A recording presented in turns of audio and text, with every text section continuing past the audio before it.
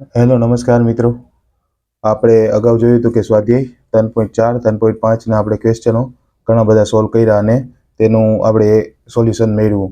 આપણે અહીંયા જોવાનું છે સ્વાધ્યાય 3.0 મતલબ આ ત્રિકોણમિતીય વિધેય ચેપ્ટરનું છેલ્લું સ્વાધ્યાય પ્રકરણ સ્વાધ્યાય 3.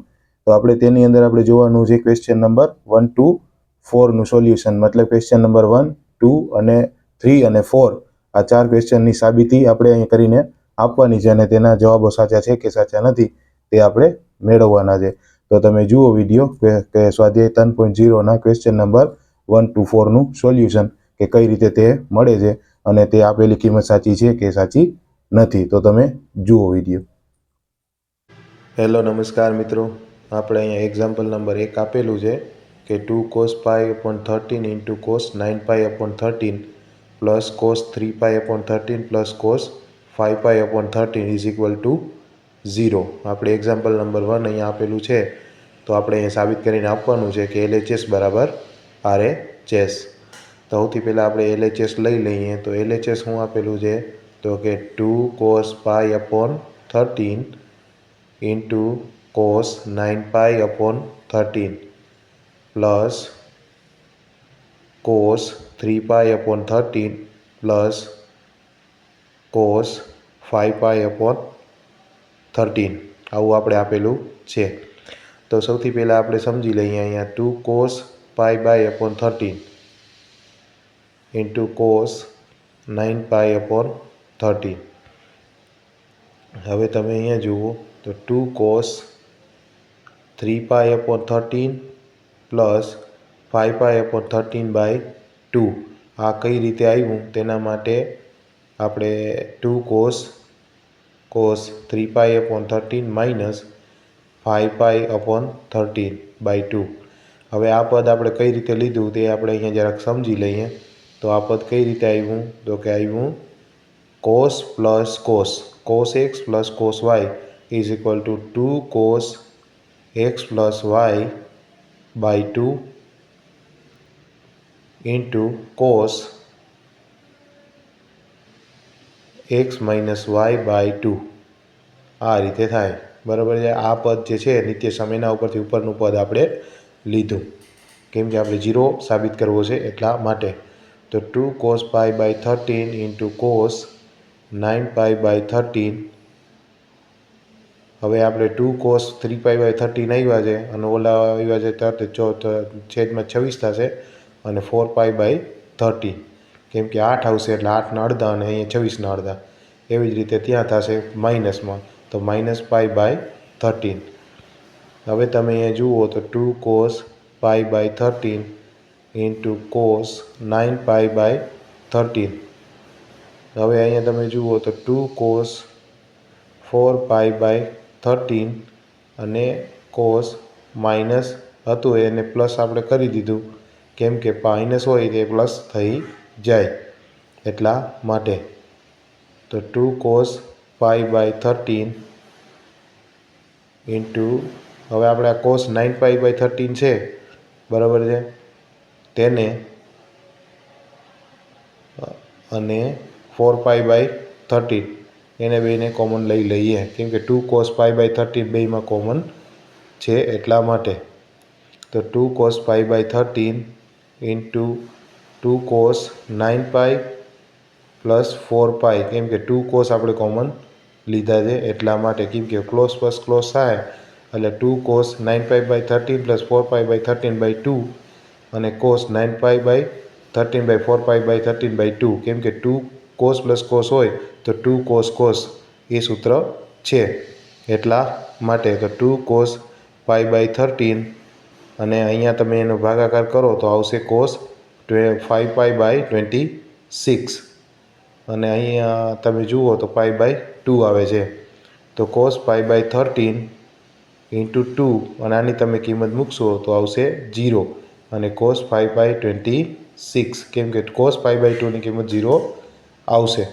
હવે તમે 0 ગમે એના રે ગુણાકાર કરશો તો બધો જવાબ 0 આવશે. તો LHS બરાબર RHS. હવે જેવી જ રીતે સિમ્પલ એક્ઝામ્પલ નંબર 2 છે sin 3x plus sin x into sin x plus cos 3x minus cos x into cos x is equal two 0. આવું આપણે આપેલું છે તો આપણે એના બરાબર 0 સાબિત કરવાનો છે. તો sin 3x plus sin x into sin x બરાબર છે. અને અહીંયા શું આપેલું છે? cos 3x minus cos x into cos x. આપણે આવું LHSમાં આપેલું છે તો એના બરાબર આપણે ઇક્વલ ટુ 0 સાબિત કરવાનો છે. તો sin 3x into sin x, કેમ કે sin x ને અંદર આપણે તમે ગુણાવી દો, sin x sin વર્ગ x થશે અહીંયા, બરાબર છે. એવી જ રીતે cos 3x છે ઇન્ટુ cos x થઈ જાય અને અહીંયા માઇનસ cos વર્ગ x. હવે આ અંદર ગુણાઈ ગયા, બારે હતા તે. હવે તમે જોઈ લ્યો તો અહીંયા cos 3x into cos x plus sin x sin 3x into sin x, કેમ કે આ જે પદ છે એને ભેગા કરી દો અને ઓલા પદ જે આપેલા છે cos વર્ગ માઇનસ cos વર્ગ પ્લસ માઇનસ cos વર્ગ હતું તેને બારે કાઢી લીધું અને cos માઇનસ sin વર્ગ કરી દીધું, બરાબર છે. હવે તમે જુઓ તો cos 3x માઇનસ x, બરાબર છે. અહીંયા cos 2x, અહીંયા થશે શું થશે? cos a minus b.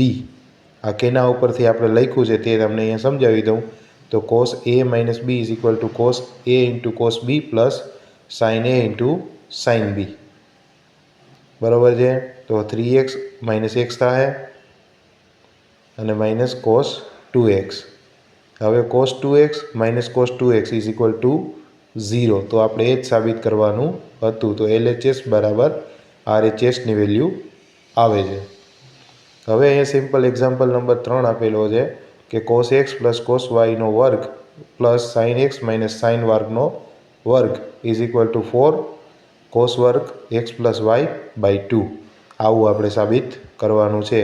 તો આપણે સૌથી પહેલાં લેફ્ટ હેન્ડ સાઈડ મતલબ LHS લઈ લઈએ. તો cos x plus cos y એનો વર્ગ plus sin x minus sin y એનો હોલ વર્ગ, આવું આપણે આપેલું છે LHSમાં. તો સૌથી પહેલાં તમે જુઓ અહીંયા તો તમને દેખાશે કે cos વર્ગ અને x cos y એ આપેલું છે એને આપણે તમે છૂટા પાડી દો તો થશે cosનો વર્ગ પાછો cos xનો yનો વર્ગ અને 2 cos x into cos y, બરાબર છે. એવી જ રીતે અહીંયા sin વર્ગ છે એનું તમે વિસ્તરણ કરી નાખો તો sin વર્ગ x પ્લસ sin વર્ગ y અને માઇનસમાં આવશે 2 sin x into sin y, બરાબર છે. આવું આવશે એક ત્રીજું પદ. હવે તમે અહીંયા જુઓ તો થશે શું? અહીંયા એક વસ્તુ દેખાઈ જાય આપણે cos વર્ગ y વર્ગ cos વર્ગ y વર્ગ અને cos વર્ગ sin વર્ગ x, બરાબર છે. આવું આપેલું છે. એવી જ રીતે બીજું આપેલું છે cos yનો વર્ગ અને પ્લસ sin વર્ગનો y, બરાબર છે. આવા બે પદ થશે અને એક પદ આવું થશે કે 2 cos x into cos y minus 2 sin x, કેમ કે આપણે 2 કોમન લઈ લીધા છે તો 2 નહીં મૂકીએ અહીંયા, ડાયરેક્ટ જ આપણે 2 બારે લઈ લીધા છે કાઉન્સની. તો હવે આ સૂત્ર કેના ઉપરથી થશે? તમે જુઓ તો cos a plus b is equal two શું થશે? cos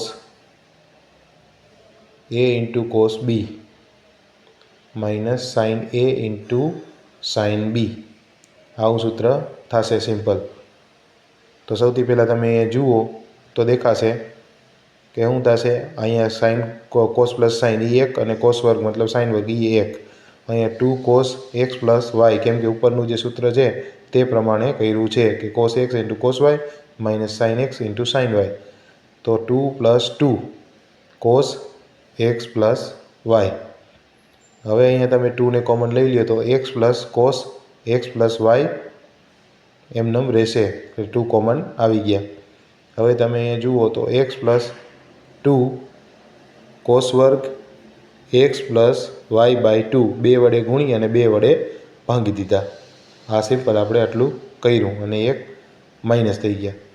એ કેના ઉપરથી આવે તો આવશે cos 2a is equal two 2 cos વર્ગ a 2 cos વર્ગ a માઇનસ 1 cos 2a જ્યારે આપેલા હોય તો આપણે 2 cos xy આપેલા છે તો તેના બરાબર આપણે એ રીતે લખી શકીએ. તો આવશે 4 કોસ વર્ગ એક્સ પ્લસ વાય, તો એ આપણે RHSમાં આપેલા છે. તો LHS બરાબર RHS.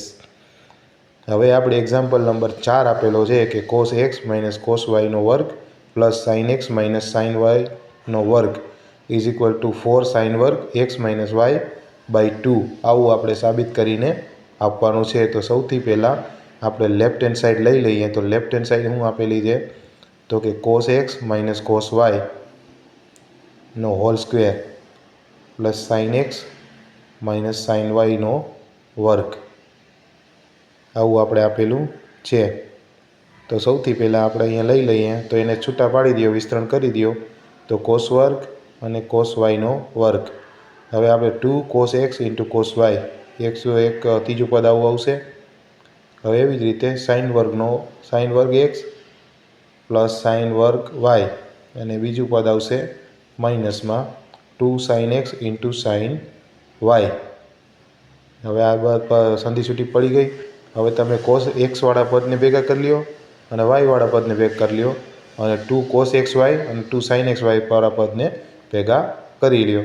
સિમ્પલ. એટલે આપણે એને ઇઝી સોલ્વ કરી શકશું, કેમ કે ડાયરેક્ટ આપણને ખબર પડશે કે કઈ રીતે એની કિંમત મૂકી શકાય. તો અહીંયા 2ને પહેલાં આપણે કોમન જ લઈ લઈએ, કેમ કે બેયમાં કોમન છે. 2 cos x into cos y, અને અહીંયા sine x plus sine y, કેમ કે માઇનસ છે એટલે અહીંયા આપણે તમારે પ્લસ મૂકવી પડશે, નકર એ માઇનસવાળી પ્લસ થઈ જાય.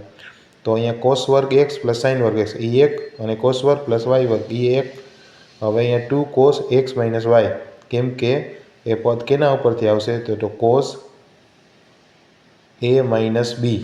બરાબર છે. આ સૂત્રને તમે નીચે સામે જુઓ તો આવશે cos A into cos B minus plus sine A into sine B.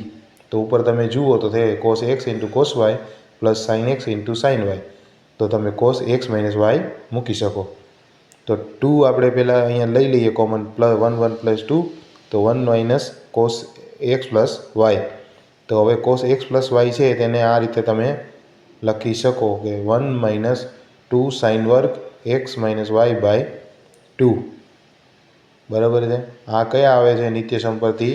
તો કે કોસ 2 એ જ્યારે આપેલા હોય તો 1 માઇનસ 2 સાઇન વર્ગ એ, આ રીતે સૂત્ર હોય. તો એના ઉપરથી આપણે ઉપલું પદ મેળવવું છે. તો હવે તમે એનું વિસ્તરણ કરી અને ગુણાકાર કરી દો તો 4 સાઇન વર્ગ એક્સ માઇનસ વાય બાય 2. તો એ જ આપણે RHSમાં કિંમત આપેલી છે. તો LHS બરાબર RHSની વેલ્યુ થાય.